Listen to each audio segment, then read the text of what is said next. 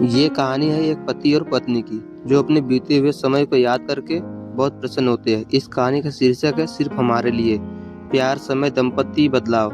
आज भी वही फूलों की खुशबू, पीली रोशनी और उसी 6x6 के बेड पर हम दोनों के बीच में पसरी खामोशी। सब कुछ वैसा ही 25 साल पहले की तरह। तब अनछुए एहसासों को छूने का प्रयास करती हुई मैं इंतजार में थी कि तुम मेरा घूंघट उठाओ। नितांत अजनबी फिर भी अपनापन महसूस हुई। मैं खुद में ही सिमट रही थी और तुम्हारे प्रेम को महसूस कर रही थी। आज हम एक दूसरे को बहुत अच्छी तरह से जान चुके हैं। आज भी तुम मुझसे और मैं तुमसे अटूट प्रेम करते हैं। आज बच्चों ने हमारी शादी की एनिवर्सरी मनाई है। सब कुछ उसी पहली रात की तरह, किंतु कितना बदला बदला सा।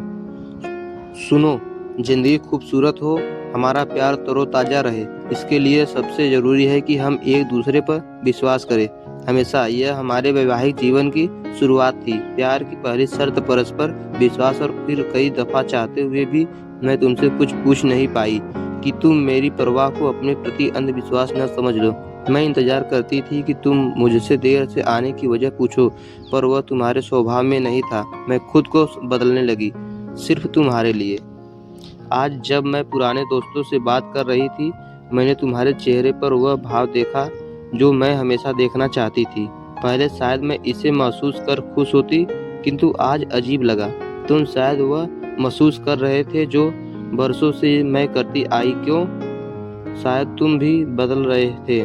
उस दिन जब तुम और तुम्हारे दोस्त किसी बात पर ठहाका लगा रहे थे, मैं अचानक ही चाय लेकर ड्राइंग रूम में आ गई थी। बातों के कुछ कुचले कानों से टकरा कर दिल को घायल कर गए, पर तुम्हारे प्यार ने कुछ और सोचने ही नहीं दिया। मैं चाहती थी कि तुम मलहम लगाओ, पर तुम और मैं एक होते हुए भी बिल्कुल अलग थे, और शायद यह भिन्नता ही हमारे आकर्षण का कारण थी। हम एक दूसरे के पूरक थे और इसीलिए हमारी जोड़ी आदर्श थी। आज सोचकर हंसी आती है कि मैं कितनी नादान थी, जो चाहती थी कि तुम मुझे सरप्राइज गिफ्ट दो, पर तुम्हें यह बचपना लगता। सब कुछ तो तुम्हारा है, जो चाहो जरूरत के हिसाब से खरीद लो। तुम्हारी यह बात मेरी चाहत को जरूरत में सीमित करती गई, और वक्त के साथ मेरी जरूरतें कोने में सिमट गई। तुम जो चाहती अकेले खुद के लिए खरीद लाते। मैं चाहती थी तुम्हारी चीजें मैं पसंद करूं, किंतु तुम मुझे घर परिवार में थकने के बाद आराम देना चाहते थे। अब तुम चाहते हो कि मैं तुम्हारे साथ खरीदारी करने चलूं, तो मुझे अटपटा लगता है। सुखद दाम्पत्य शायद इसी को कहते हैं। हम तुम एक साथ होकर भी अपने मैं और तू को जिंदा रख पाए, क्योंकि हमने अपनी इच्छाएं एक दूसरे पर थोपी नहीं। हमें अपने रिश्तों में स्पेस रखनी होगी। तुम्हारी इस बात पर भी मैंने स्वीकृति की मोहर लगा दी थी। अपने अपने कार्य क्षेत्र हमने बखूबी संभाले। दोनों बच्चे उच्च शिक्षित, बहू और दामाद भी बढ़िया, सब कुछ एकदम सेटल्ड। फिर भी कुछ छूटा हुआ था। शायद हमारा प्यार हमें बदल रहा था। एक दूसरे के प्रति समर्पित और भावनाओं का सम्मान करते हुए हम खुद से ज्यादा दूसरे के बारे में सोचने लगे। मैं तुम हो रही थी और तुम मैं में तब्दील हो रहे थे। सुनो, यह सिर्फ एक शब्द नहीं था। मैंने आवाज के साथ तुम्हारा स्पर्श भी महसूस किया। मेरा रोम रोम स्वर्णेंद्रिय बन गया।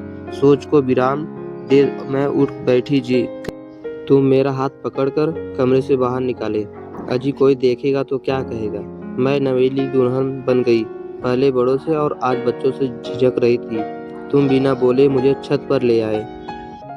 आज हिंदी और अंग्रेजी दोनों तारीख 25 साल पुरानी थी। पूनम का चांद आसमान में था और वातावरण में ठंडक घुलने लगी थी। वृक्षों के शीर्ष पर छिटकी धवल चांदनी मोहक दृश्य प्रस्तुत कर रही थी।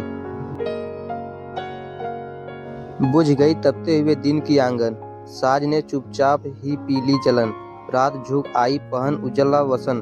प्राण तुम क्यों मौन हो, कुछ गुनगुनाओ। चांदनी के फूल तुम मुस्कुराओ। विजेता सिंह की गजल कानों में रस घोलने लगी। मैं स्तब्ध रह गई तुम्हारा ये रूप देखकर। यही तो मैं हमेशा से चाहती रही, किंतु आज ये सब देखकर मैं खुश हूँ। तुम अचानक गंभीर हो गए। अंजलि, एक बात कहूँ? मैंने कभी रोका या टोका कुछ कहने के लिए? मेरा प्रतिप्रश्न सुनकर तुम थोड़ी देर चुप रहे, फिर धीरे धीरे हाथ आगे किए। एक पैकेट था।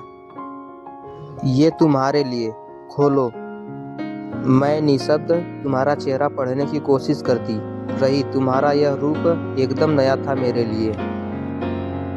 तुमने पैकेट खोलना शुरू किया। रैपर खुलने के साथ परत दर परत जिंदगी खुल रही थी। यादों का खूबसूरत कोलाज सामने था। ये देखो हमारी शादी की तस्वीर। ये चीकू हुआ था तब की ये चिंकी की ये और वो तुम बच्चे की तरह चहक रहे थे। अंजलि, तुमने एक बात नोटिस की? तुम एकाएक 55 साल के बुजुर्ग हो गई हो। क्या? उम्र बीतने के साथ मैं महसूस करने लगा हूँ कि 25 साल पहले दो अजनबी एक डोरी के दो सिरे पकड़े खड़े थे। फिर मुझे सुनने में रुचि होने लगी। हम दोनों अलग परिवेश में पले बढ़े। फिर हमने एक दूसरे की ओर कदम बढ़ाना शुरू किया। हम एक दूसरे की पसंद नापसंद को जानकर उसके अनुसार खुद को बदलने लगे। जी, मैंने तुम्हारे लिए खुद को बदला। हाँ, और मैंने तुम्हारे लिए। और एक दूसरे की ओर बढ़ते हुए हम भूल गए कि हमें मध्य बिंदु पर रुकना भी था। आज हमारी डोरी का सिरा बदल गया है और दूरी वही की वही। वाह, इस तरह तो मैंने सोचा ही नहीं। अब सोचना है और खुद को बदलना है। मेरे या तुम्हारे लिए नहीं, सिर्फ हमारे लिए। हम दोनों एक साथ बोल पड़े। आसमान में पूनम का चांद मुस्कुरा रहा था। मित्रों, जीवन में आने वाले हर कठिनाइयों को हंसकर जिए, चाहे स्थिति कैसा भी हो। इस रिश्ते के बंधन को ऐसे बनाए रखना।